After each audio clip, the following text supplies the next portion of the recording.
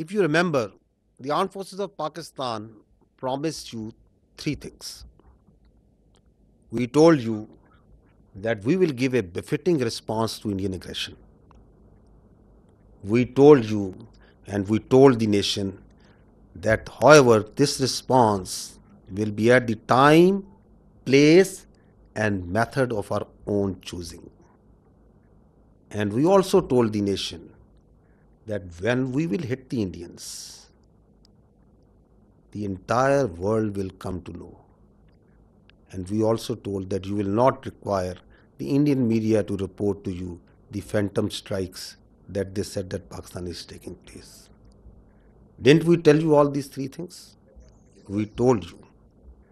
And we also told you that as these armed forces say, we ardently love to embrace Shahadat far more than you fear death. So, gentlemen, this is how it culminated. Now I will show you another clip which will tell you the story. So again remember and see that didn't the whole world hear and report? Because that's what we promised. Your armed forces promised and delivered that. Now I would like to draw your attention to the next clip, that how the Indian Ministry of Defense itself reported this. So did you find even there from the Indian statements that did Pakistan attack anything other than military targets? No. Did any international media, even Indian media, what are they reporting? Precise targeting of the military installations, posts. We told you that we don't target civilians. Our religion does not allow us. Our culture does not allow us. Our professionalism of these armed forces doesn't allow us. That we will never target civilians. So they are even acknowledging that. And they are also saying that once they received the message, once they got the message, then who asked for non-escalation? Who requested that they want non-escalation, that the things should go down? So it's for all to see. So now I will request first Vice Admiral Rab Nawaz to give you a short brief on the naval operations that were part of the Operation Bunyano Marsoos, followed by Air Vice Marshal Aurangzeb on the air operations. And after that, we will take your questions and answers. Thank you. Thank you, sir. Ladies and gentlemen, I'll very briefly talk about the role of Pakistan Navy in the defense of Pakistan during this particular crisis. And by the grace of Almighty Allah and with Almighty's help, we were able to defend Pakistan's sea frontiers and deter an enemy which is numerically superior. We kept the enemy at bay, and I'll just briefly talk about how we executed our operations. So essentially, protection of Pakistan's maritime interests and seaworld defense, that is the task of the Navy. And Alhamdulillah, with the help of Almighty Allah, we were able to do that. On any given day of the year, we maintain perpetual readiness. And what that means is that our ships and submarines, they are stocked up, all the military logistics are stocked up. And for us, the transition from peace to war is not only swift, it's almost invisible. And when this false flag thing happened in the Indian illegally occupied Jammu and Kashmir, we immediately mobilized and we completed the operational deployments of Pakistani Navy fleet units and also the coastal command units in matter of hours.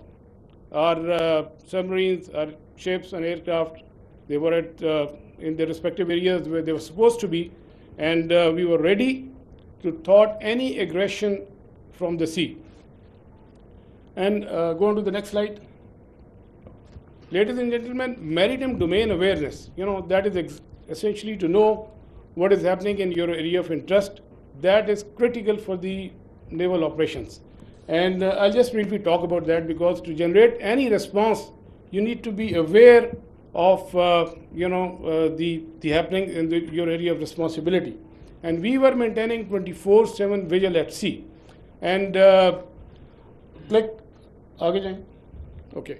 A couple of days back, there was a hype. You heard about INS Vikrant approaching Karachi. And I'll just briefly tell you that we were keeping a very close eye on the activities at sea. And this is essentially the Indian Navy surface disposition throughout these days. They had a couple of ships in this particular area. They were moving around in this area. Another ship off Salalah, which was operating over there. And this is Mike talked about the Indian carrier. We were monitoring it right from the day one. On 30th of April, it was here. Then it moved up here. Subsequently, it moved up here. And on the night of 6th and 7th May, it was back, close to Ratnagiri, very close to Mumbai. And then on 9th May, it was here, essentially 400 nautical miles away from Pakistani coast. And again, then it retreated back close to Mumbai. So we were keeping a very close track on this particular carrier movement. And there was no cause of concern at any time. If the carrier comes closer to 400 nautical miles and even closer, that essentially simplifies our problem. So we were, the Pakistan Navy Maritime Air Arm, in coordination with the strike component of Pakistan Air Force, they were cockpit ready to generate any kind of response at that time, at all times. And I was in constant communication with the Deputy Chief of Air Staff, Air Vice Marshal Aurangzeb, at all times, and we were just ready. If there is any aggression from the sea, we were there to respond effectively. And let me say another thing. That is, you know about the carriers, you have seen them in the movies, but as a professional military officer, I don't want to underestimate the enemy, but let's put the things in the right perspective. The INS Vikrant and the carrier, the Western carrier, there's a huge difference. This is an aircraft carrier which essentially sailed with 8 to 12 MiG-29s, which was barely essential to carry out its own air defense. The purpose of the carrier is power projection and to ensure air superiority in a given sea area. So with this, less said the better. This is simply not possible, and the Indian Navy exactly knew this, and that is precisely why on the 9th of 6th and 7th, when they carried out this cowardly attack on the civilians, they moved this carrier to the safety of their own coast, well away from Pakistan's strike capability, close to this Ratnagiri area. And again, on the night of 9th and 10th, it was moved very close to the Mumbai. It was essentially 17 to 20 nautical miles off Mumbai. But we were keeping a track. We were fully aware of their movements in this area, and we were always ready to generate a response in coordination with the Air Force, especially in case of the aircraft carrier. Subsurface elements, the offensive element, they were offensively deployed. They were in their respective areas and ready to generate a response. And also, you might have seen this footage. We were not only in the surface domain, but we were essentially effectively monitoring their air surveillance things.